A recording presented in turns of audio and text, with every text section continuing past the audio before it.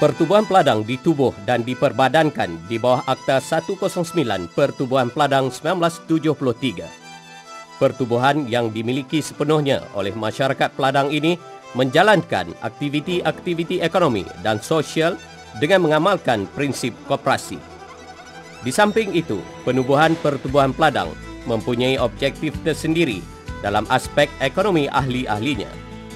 Objektif tersebut ialah untuk meninggikan taraf ekonomi dan sosial ahli Pertubuhan Peladang, menambah pengetahuan dan kemahiran ahli Pertubuhan Peladang, meningkatkan hasil pendapatan dan membaiki taraf hidup ahli Pertubuhan Peladang, dan mewujudkan satu masyarakat Peladang yang progresif, berdikari, makmur dan bersatu padu.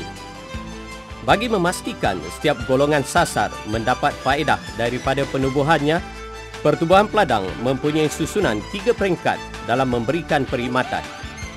3 peringkat yang dimaksudkan ialah peringkat kawasan yang dinamakan Pertubuhan Peladang Kawasan atau PPK, peringkat negeri yang dinamakan Pertubuhan Peladang Negeri yang dikenali sebagai PPN, peringkat kebangsaan yang dinamakan Pertubuhan Peladang Kebangsaan atau NAFAS. Sementara itu, bagi memantapkan pengurusan, setiap peringkat Pertubuhan Peladang mesti mempunyai struktur organisasi yang dibentuk untuk mentadbir dan mengelola Pertubuhan Peladang. Struktur organisasi yang diwujudkan adalah meliputi Kuasa Perwakilan Mesyuarat Agung, Jemaah Pengarah, Pengurus Besar dan Pengurus Bahagian. Bagi menjadikan pengurusan Pertubuhan Peladang berdaya maju, ia ditadbir berdasarkan undang-undang dan sumber kuasa yang diperuntukkan. Peruntukan undang-undang dan sumber kuasa yang dibolehkan adalah seperti berikut. Akta Pertubuhan Peladang 1973 atau Akta 109. Peraturan-peraturan Pertubuhan Peladang 1983. Arahan-arahan dan perkeliling pendaftar. Perlembagaan Pertubuhan Peladang. Kaedah-kaedah yang dibuat oleh Pertubuhan Peladang di bawah perlembagaan, dan dasar-dasar yang diputuskan oleh Mesyuarat Agung dan Jemaah Pengarah Pertubuhan Peladang serta undang-undang lain yang berkuasa. Segala urusan dalam mentadbir Pertubuhan Peladang mestilah mengikut undang-undang dan sumber kuasa yang diperuntukkan di atas agar ia lebih berdaya maju dan berdaya saing.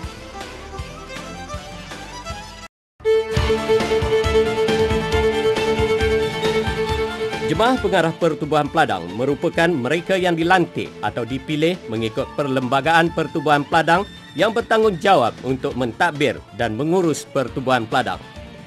Dalam menjalankan tugas dan tanggungjawab mentadbir Pertubuhan Peladang, Jemaah Pengarah adalah tertakluk mengikut Perkara 51 Perlembagaan Pertubuhan Peladang. Mengikut perlembagaan tersebut, tugas dan tanggungjawab Jemaah Pengarah Pertubuhan Peladang adalah menimbangkan kemasukan, pemberhentian, pemecatan ahli, termasuk penyimpanan rekod-rekod ahli, mengambil dan memberhentikan kaki tangan, menentukan tugas dan tanggungjawab, serta menetapkan gaji, allowance dan lain-lain syarat perkhidmatan. Menimbangkan segala perkhidmatan, projek atau rancangan-rancangan yang dijalankan oleh Pertubuhan Peladang dan mana-mana yang perlu dirujukkan kepada Mesyuarat Agung untuk diputuskan oleh ahli. Membentuk, menyemak dan menetapkan peraturan-peraturan dan syarat-syarat perkhidmatan yang hendak dijalankan dan di mana perlu merujuk kepada Mesyuarat Agung atau pendaftar. Merancang dan menyusun mesyuarat-mesyuarat agung tahunan dan memerhatikan supaya keputusan-keputusan yang diambil dalam mesyuarat tersebut dijalankan.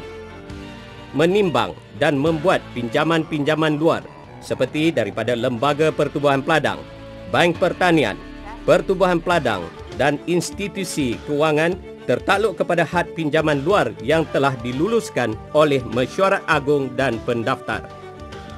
Menimbang dan membuat pelaburan Pertubuhan Peladang tertakluk kepada had pelaburan yang diluluskan oleh Mesyuarat Agung dan pendaftar. Menyemak dan memperaku butir-butir akaun, penyata kewangan, laporan audit dan dibentangkan di dalam Mesyuarat Pertubuhan Peladang. Memeriksa wang tunai di tangan dan di bank serta menguruskan audit dalam. Memeriksa supaya segala buku, dokumen, rekod dan sebagainya ditulis dan disimpan dengan sempurna. Memeriksa supaya laporan dan kenyataan yang mustahak disampaikan kepada pihak pendaftar dan wakilnya. Menimbangkan kontrak dan perjanjian yang akan diperbuat oleh Pertubuhan Peladang dengan pihak yang lain serta memberi kuasa kepada pengurusi dan pengurus untuk menandatangani kontrak atau perjanjian tersebut. Menyemak pindaan kepada Perlembagaan Pertubuhan Peladang dan merujuk kepada Mesyuarat Agung. Melantik jawatan kuasa kecil bagi menjalankan sebarang tugas yang ditetapkan termasuk kuasa melucutnya. Menimbang segala pembelian dan penjualan harta dan menjalankan lain-lain kuasa yang diperwakilkan oleh Mesyuarat Agung dari masa ke semasa. Perkhidmatan jemaah pengarah adalah secara kehormat dan tiada bayaran gaji kecuali bayaran honorarium yang diluluskan dalam Mesyuarat Agung Tahunan Pertubuhan Peladang. Jemaah pengarah boleh dibayar tambang dan allowance bagi menghadiri mesyuarat-mesyuarat Pertubuhan Peladang. Di samping itu, jemaah pengarah hendaklah memastikan segala tindakan yang dilaksanakan tidak terkeluar dari batas kuasa yang ditetapkan. Sebarang kerugian Pertubuhan Peladang yang disebabkan salah guna kuasa oleh jemaah pengarah seperti kecurian, penipuan dan pecah amanah, jemaah pengarah secara individu atau kesemuanya akan dipertanggungjawabkan. Selain peruntukan kuasa yang diberi kepada jemaah pengarah, terdapat juga larangan terhadap jemaah pengarah bagi menjamin keberkesanan pengurusan Pertubuhan Peladang.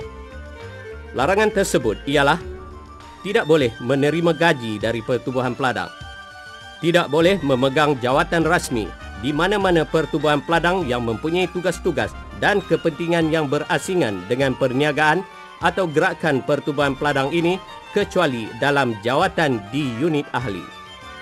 Dan tidak boleh memegang lebih dari 2 jawatan jemaah pengarah di mana-mana peringkat Pertubuhan Peladang dalam masa yang sama. Mengikut Seksyen 14-5 Akta 109 Pertubuhan Peladang 1973, seseorang jemaah pengarah perlu digugurkan atau dikosongkan apabila berlaku perkara-perkara seperti jika ia menjadi bankrupt, disabitkan atas suatu kesalahan jenayah, tidak menghadiri mesyuarat jemaah pengarah 3 kali berturut-turut tanpa kebenaran, berhenti daripada menjadi seorang warga negara Malaysia atau seorang ahli Pertubuhan Peladang itu, menjadi gila, mengambil bahagian yang mendatangkan mudarat kepada kepentingan Pertubuhan Peladang, menerima gaji daripada atau menjadi pekerja bergaji bagi Pertubuhan Peladang itu. Sementara itu, mengikut Seksyen 31 Akta Pertubuhan Peladang 1973, seseorang yang cuai atau memberi maklumat palsu atas apa-apa perkara, melanggar atau tidak mematuhi lain-lain kehendak akta ini atau mana-mana peraturan yang dibuat di bawahnya, maka ia akan dikenakan tindakan denda tidak lebih daripada RM1,000 Malaysia dan denda tambahan sebanyak RM50 Malaysia bagi tiap-tiap sehari kesalahan itu diteruskan.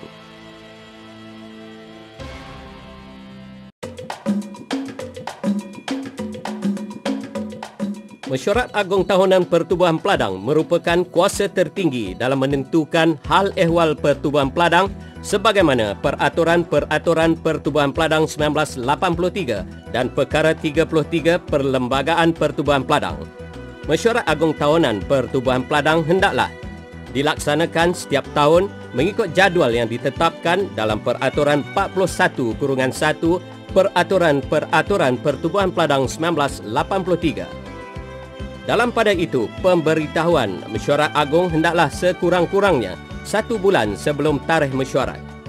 Notis dihantar kepada pendaftar dan semua ahli yang layak mengundi sebagaimana Peraturan 42-1 dan Perkara 37 Perlembagaan Pertubuhan Peladang. Manakala korum mesyuarat agung hendaklah tidak kurang daripada setengah ahli yang layak mengundi. Jika tiada korum, mesyuarat tidak berkuasa memilih pemegang jawatan atau meminda perlembagaan. Pemegang jawatan yang masih berkhidmat akan diteruskan. Bagi memastikan mesyuarat agung yang akan diadakan berjalan lancar, beberapa tindakan perlu dilakukan sebelum mesyuarat agung Pertubuhan Peladang. Tindakan yang perlu diambil oleh pengurusan Pertubuhan Peladang ialah mesyuarat jemaah pengarah perlu diadakan sebelum mesyuarat agung bagi membincangkan persediaan mesyuarat dan laporan yang akan dibentangkan. Mengeluarkan notis 1 bulan sebelum tarikh mesyuarat agung kepada pendaftar dan semua perwakilan. Menyatakan tarikh dan tempat mesyuarat agung diadakan. Menentukan majlis perasmian mesyuarat agung dan surat jemputan. Menyediakan laporan dan dokumen mesyuarat agung dan diedarkan lebih awal kepada semua perwakilan. Tindakan juga perlu diambil semasa mesyuarat agung Pertubuhan Peladang, iaitu memilih ahli-ahli jemaah pengarah setiap 2 kali mesyuarat agung. Memilih atau memberhentikan perwakilan ke mesyuarat agung Pertubuhan Peladang Negeri. Memilih calon-calon jemaah pengarah bagi Pertubuhan Peladang Negeri. Mengkaji dan menerima penyata tahunan kewangan yang disediakan oleh jemaah pengarah.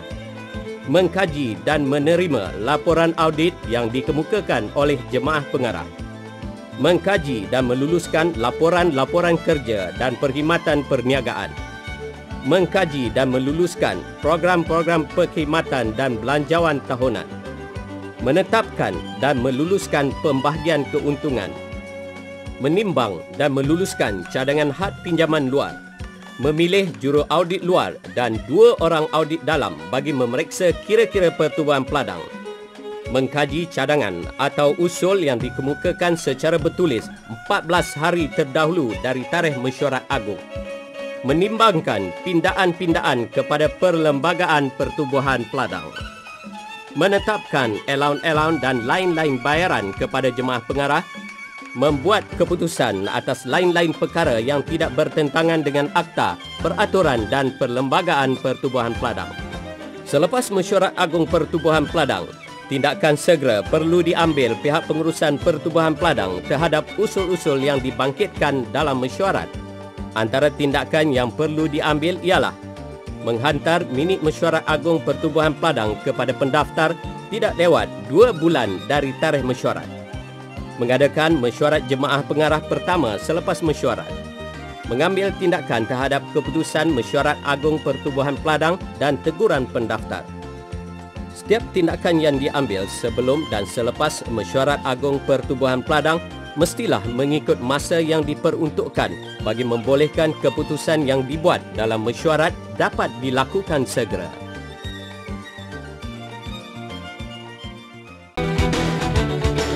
Selepas mesyuarat agung tahunan Pertubuhan Peladang, pentadbiran hal ehwal Pertubuhan Peladang hendaklah diserahkan kepada jemaah pengarah yang mengandungi 11 orang, di mana seramai 7 orang yang dipilih dalam mesyuarat agung tahunan dan 4 orang yang dilantik oleh menteri.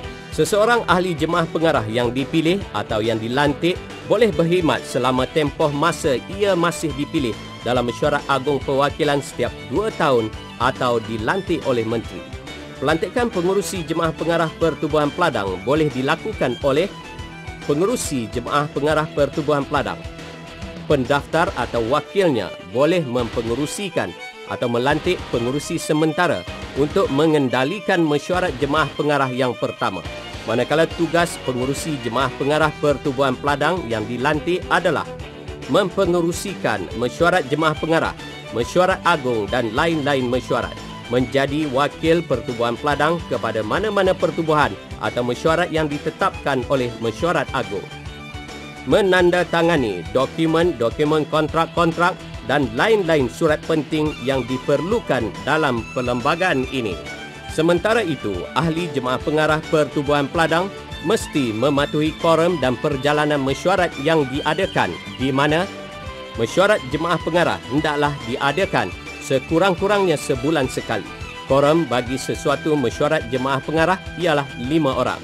Jika pengerusi sesuatu mesyuarat tidak hadir, maka ahli-ahli yang hadir boleh, jika korum mencukupi, melantik seorang pengerusi untuk mempengerusikan mesyuarat itu. Ahli jemaah pengarah yang dilantik mestilah mengambil keputusan yang tepat dalam mentadbir dan menggerakkan ekonomi pertubuhan Peladang bagi membolehkan setiap ahli memperolehi faedah bersama.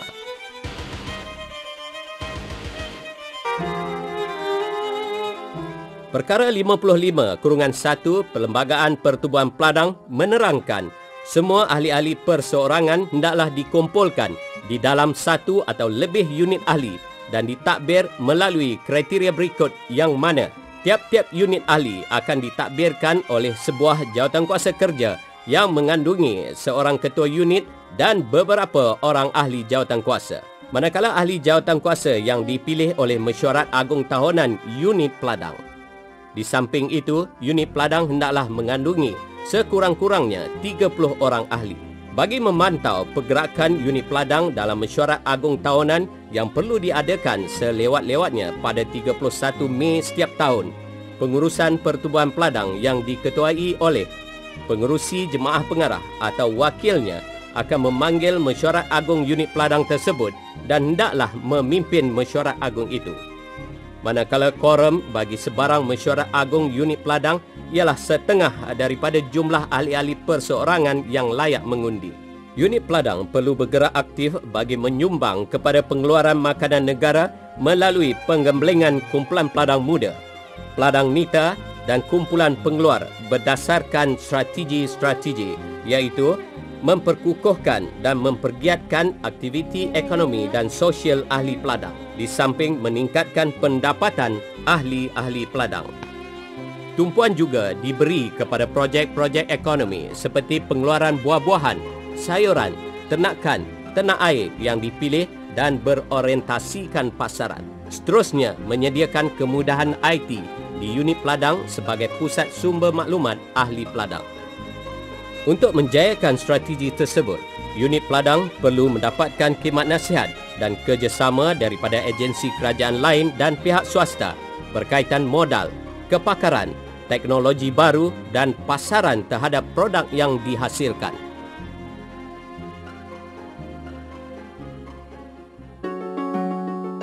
Keberkesanan setiap tindakan yang diambil oleh pengurusan Pertubuhan Peladang dalam membangunkan kegiatan ekonomi boleh diukur daripada penyata kewangan yang disediakan. Penyata kewangan juga menggambarkan kedudukan harta atau aset, tanggungan atau liability dan untung rugi hasil daripada urus niaga yang dijalankan oleh Pertubuhan Peladang. Di samping itu, penyata kewangan turut mengandungi akaun gerakan perniagaan tani, akaun untung rugi, akaun pembahagian keuntungan, kunci kira-kira dan penyata aliran tunai. Seterusnya, ia boleh digunakan oleh pengurusan pertubuhan dalam membuat perancangan dan keputusan bagi meningkatkan prestasi kewangan pengurusan pertubuhan. Dalam penyata kewangan, terdapat akaun gerakan perniagaan tani yang akan menunjukkan untung atau rugi kasar perniagaan dalam sesebuah Pertubuhan Peladang. Akaun gerakan perniagaan tani akan menunjukkan jualan dalam satu tempoh kewangan. Akaun ini juga dapat menunjukkan jumlah kos jualan yang terdiri daripada belian, kos pengangkutan dan nilai stok barangan. Jumlah jualan ditolak dengan kos jualan akan menghasilkan untung atau rugi kasar. Akaun gerakan perniagaan tani boleh membantu ahli Peladang membandingkan jualan dan kos jualan sepanjang tempoh kewangan. Di samping itu, dalam penyata kewangan Pertubuhan Peladang, terdapat juga akaun untung rugi yang boleh menerangkan untung kasar daripada akaun gerakan setelah dicampurkan dengan lain-lain pendapatan dan akan ditolak dengan semua perbelanjaan operasi untuk menghasilkan untung atau rugi bersih. Untung kasar membolehkan anggota membandingkan jumlah pendapatan dan jumlah perbelanjaan sepanjang tempoh kewangan. Selain itu, terdapat pelbagai kesalahan lazim yang dilakukan oleh jemaah pengarah secara sengaja atau tanpa disedari. Kesalahan-kesalahan ini jika dibiarkan tanpa penerangan dan pencegahan yang sewajarnya akan mengakibatkan Pertubuhan Peladang ditadbir secara tidak teratur dan lama-kelamaan boleh mengakibatkan kerugian ke atas perjalanan projek atau program yang dilaksanakan. Seterusnya, mengurangkan kepercayaan ahli kepada pihak pengurusan. Antara kesalahan tersebut ialah mengadakan mesyuarat agung tahunan melewati tempoh, mengadakan mesyuarat jemaah pengarah kurang dari kehendak Perlembagaan Pertubuhan Peladang Perkara 53-1.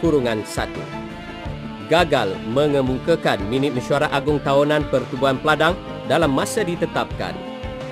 Tidak mematuhi pelan perkhidmatan dan belanjawan yang diluluskan Mesyuarat Agung Pertubuhan Peladang. Menerima allowance dan bayaran yang tidak dibolehkan. Menandatangani cek-cek kosong. Melaksanakan pelaburan atau pinjaman luar tanpa kelulusan pendaftar. Mengambil bahagian dalam membuat keputusan kontrak Pertubuhan Peladang untuk diri sendiri atau sana